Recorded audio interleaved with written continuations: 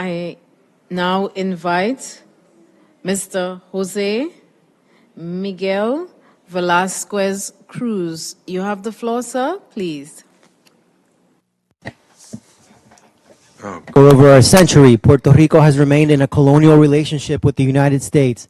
While various plebiscites have been held, none have included all decolonization options recognized under international law, namely independence, free association, and annexation.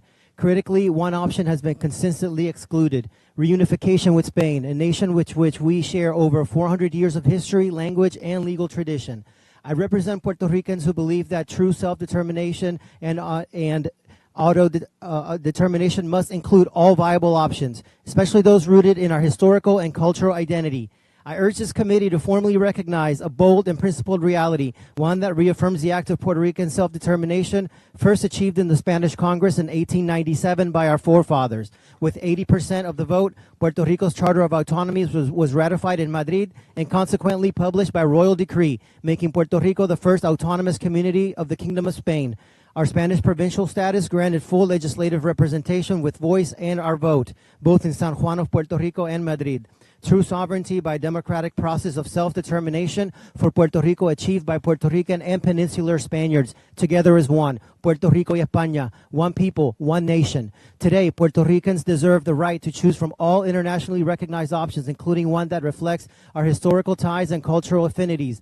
Therefore, I call on the United Nations Special Committee on Decolonization to engage with the governments of the United States, Spain, and Puerto Rico to broker a framework for a binding plebiscite that includes reunification with Spain as a viable option. To this end, I call on this committee to formally recommend that the Secretariat initiate formal communications with the following key international leaders via the United Nations Protocol and Liaison Service, ensuring transparency and diplomatic integrity. From the United States, President Donald J. Trump and Vice President J.D. Vance, Speaker of the House of Representatives Mike Johnson, and Senate President Pro Tempore Chuck Grassley.